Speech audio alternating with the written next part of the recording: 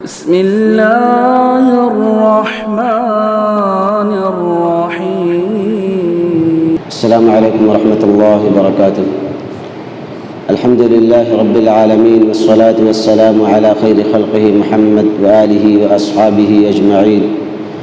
ومن تبعهم بإحسان إلى يوم الدين. أما بعد، عن عائشة رضي الله عنها قالت أن النبي صلى الله عليه وسلم كان إذا رأى المطر قال اللهم صيبا نافعا، وفي رواية لمسلم ورحمة، أو كما قال عليه الصلاة والسلام. سامعین کرام، بات چل رہی ہے بارش کے تعلق سے. بہت ساری باتیں بارش کے تعلق سے آپ کے سامنے رکھی گئی ہیں. کچھ باتیں ہیں جن کا تذکرہ کیا جانا اس ضمن میں ضروری ہے. بارش کے تعلق سے نبی کریم صلی اللہ علیہ وسلم نے ہر موقع سے ہماری اور آپ کی رہنمائی کی ہے، اور یہی ہمارے اسلام کی خوبصورتی ہے کہ کوئی بھی گوشہ، کوئی بھی کنارہ تشنا نہیں چھوڑتا ہے کہ انسان کو اس کی ضرورت محسوس ہو. ساری چیزیں اللہ کے رسول صلی اللہ علیہ وسلم اللہ کے حکم سے کھول کھول کر بیان کر دیتے ہیں. شاید اسی لیے یہود و نصارہ رشک کیا کرتے تھے یا طنز کے طور پہ کہا کرتے تھے کہ یہ کیسا نبی ہے، یہ کیسا رسول ہے جو اپنے ماننے والوں کی ہر طرح کی رہنمائی کرتا ہے، یہاں تک کہ پیشاب کیسے کرنی ہے، بیت الخلاء میں کیسے جانا ہے، اور بیت الخلاء کیسے کرنی ہے، کس پیر پر زیادہ زور لگانا ہے، کس پر زیادہ زور نہیں لگانا ہے، یعنی تمام چیز کی وضاحت اسلام میں موجود ہے. بارش کے تعلق سے بھی بہت ساری باتیں موجود ہیں. آج کے اس درس میں میں آپ کو بتلاؤں گا کہ ہمیں اس موقع سے کیا کیا دعائیں کرنی چاہیے. نبی کریم صلی اللہ علیہ وسلم سے کون سی دعائیں ثابت ہیں. میرے بھائیوں، جب بارش نہیں ہوتی ہے، سوکھا پڑ جاتا ہے اور بارش کی شدید ضرورت محسوس ہوتی ہے، ایسے موقع پر نبی کریم صلی اللہ علیہ وسلم نے جو ہمیں دعا سکھائی ہے وہ یہ ہے کہ اللہم اغثنا، اللہم اغثنا غیثا مغیثا مریئا مریئا نافعا غیر ضار. یہ دعا نبی کریم صلی اللہ علیہ وسلم نے ہمیں سکھائی ہے کہ ہم بارش اس سے طلب کر سکتے ہیں، بارش مانگ سکتے ہیں. اس کی اور وضاحت ہے، انشاءاللہ اگلے دروس میں اس کا تذکرہ کروں گا کہ ہمیں اس کے لیے نماز پڑھنی ہوتی ہے، نماز کیسے پڑھی جائے، اس کا طریقہ کیا ہے. تمام چیزیں انشاءاللہ آہستہ آہستہ آپ کے سامنے میں رکھوں گا. یہ دعا ہے ہمیں بارش طلب کرنے کے لیے، بارش مانگنے کے لیے. اب اگر بارش ہونے لگے تو کیا دعا کرنی چاہیے؟ نبی کریم صلی اللہ علیہ وسلم ارشاد فرماتے ہیں، ام المؤمنین ام عائشہ صدیقہ رضی اللہ تعالی عنہا بیان کرتی ہیں کہ نبی کریم صلی اللہ علیہ وسلم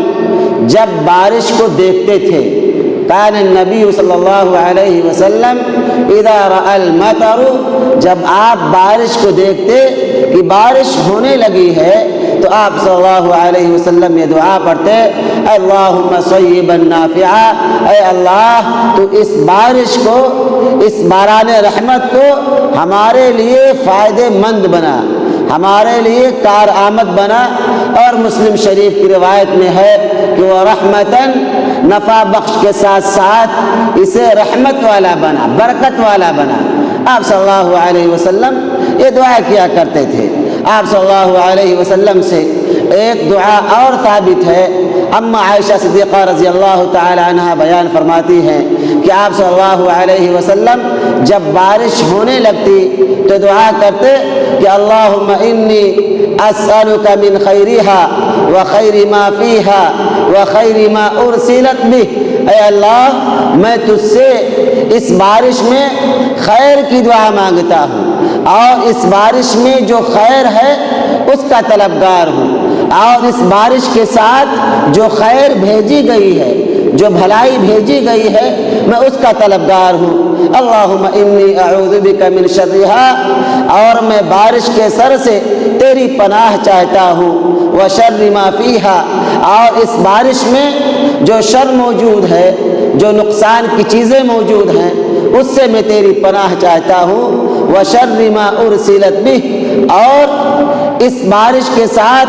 جو نقصانات تو نے بھیجی ہیں، اے اللہ میں ان کے شر سے، ان کے نقصان سے تیری پناہ چاہتا ہوں۔ یہ نبی کریم صلی اللہ علیہ وسلم نے یہ ہمیں دعا سکھائی ہے۔ اور ایک دعا اور سکھلائی ہے جو امام ترمذی نے اپنی سنن کے اندر نقل کی ہے، لیکن سند کے اعتبار سے یہ ضعیف ہے، اور علامہ یا محدث کبیر امام بخاری رحمہ اللہ نے اپنی کتاب الادب المفرد کے اندر اس حدیث کو نقل کیا ہے، جو معنی کے اعتبار سے صحیح ہے، جسے ہم اور آپ پڑھ سکتے ہیں۔ اللہ سبحانہ وتعالی نے یہ دعا سکھائی کہ نبی کریم صلی اللہ علیہ وسلم یہ کہا کرتے تھے کہ اللہم لا تقتلنا بغضبک، جب بارش ہوتی تو آپ صلی اللہ علیہ وسلم یہ پڑھتے، یہ دعا کرتے کہ اے پروردگار تو ہماری قتل نہ کر اپنی غضب سے، یعنی اپنی ناراضگی سے تو ہمیں ہلاک نہ کر، ہماری جانوں کو قتل نہ کر۔ آپ صلی اللہ علیہ وسلم نے فرمایا ولا تہلکنا، اور ہمیں اپنے عذاب سے، بعذابک، اپنے عذاب سے ہمیں ہلاک نہ کر، وعافنا قبل ذلک، اس سے پہلے کہ تیرا عذاب ہے، اس سے پہلے کہ تیرا غضب نازل ہو، ہماری عافیت فرما، ہمیں معاف فرما، ہمیں اسے چھٹکارا دلا دے۔ اسی طریقے سے عبداللہ ابن زبیر رضی اللہ تعالی عنہ کی عادت طیبہ تھی کہ جب وہ بادل کی گرج کو، بادل کی کڑک کو سنتے تو دعا کرتے سبحان الذی یسبح الرعد بحمدہ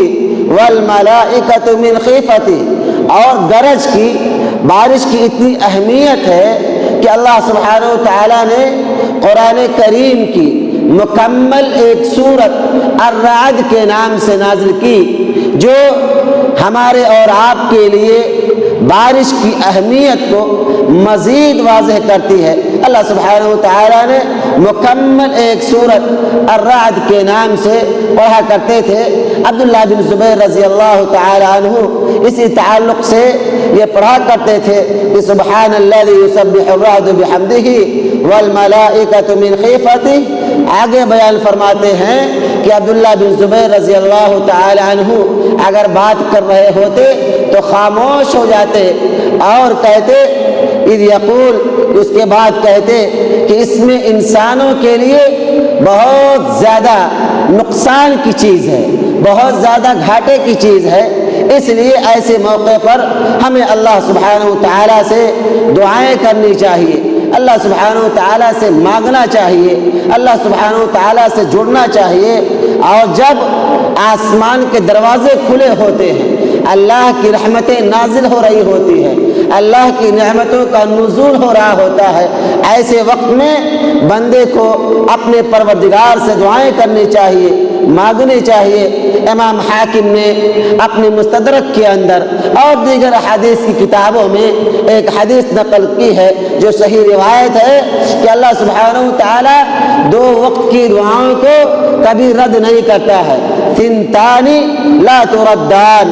دو دعائیں ایسی ہیں جن کو اللہ سبحانہ وتعالی کبھی رد نہیں کرتا ہے، یعنی وہ دعائیں اگر کی جائیں، ان وقتوں میں اللہ سے جڑا جائے، اللہ سے مانگا جائے، ہاتھوں کو پھیلایا جائے، اللہ سے گڑگڑایا جائے، رویا جائے اور اللہ سے مطالبہ کیا جائے، سوال کیا جائے، تو اللہ سبحانہ و تعالیٰ اس وقت کی دعا کو قبول فرماتا ہے، قبول کر لیتا ہے، اسے رد نہیں کرتا ہے۔ ایک وقت ہے جب بارش ہو رہی ہو، یعنی جب آسمان کے دروازے کھلے ہوں، اللہ سبحانہ و تعالیٰ سے ایسے وقت میں بندہ اپنے رب سے مانگتا ہے، یہ دعائیں فوراً اپنے رب تک پہنچتی ہیں، اللہ سبحانہ و تعالیٰ اسے کیچ کرتا ہے اور اپنے بندے کی فریاد کو سنتا ہے اور اس کی ضرورتوں کو پورا کر دیتا ہے۔ جب بارش ہو تو ہمیں اللہ سے مانگنا چاہیے، خوشیاں منانے کے بجائے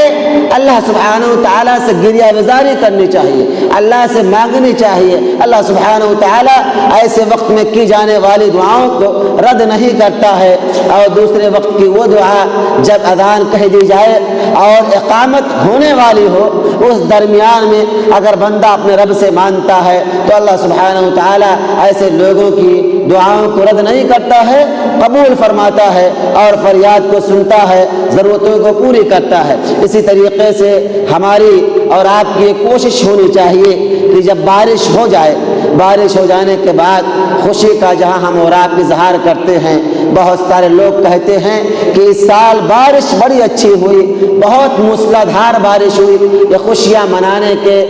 کے ساتھ ساتھ یہ ہماری ذمہ داری بنتی ہے کہ اس کا کریڈٹ اللہ سبحانہ و تعالیٰ کو دینا چاہیے، اللہ سبحانہ و تعالیٰ کا شکر گزار بندہ بننا چاہیے، اس کا شکریہ ادا کرنا چاہیے۔ ہمیں اور آپ کو کہنا چاہیے کہ مطرنا بفضل اللہ وبرحمتہ، یہ جہاں یہ بارش ہمارے لیے خوشی کا سبب ہے، ہمارے فرحت و انبساط کی وجہ ہے، جہاں یہ بارش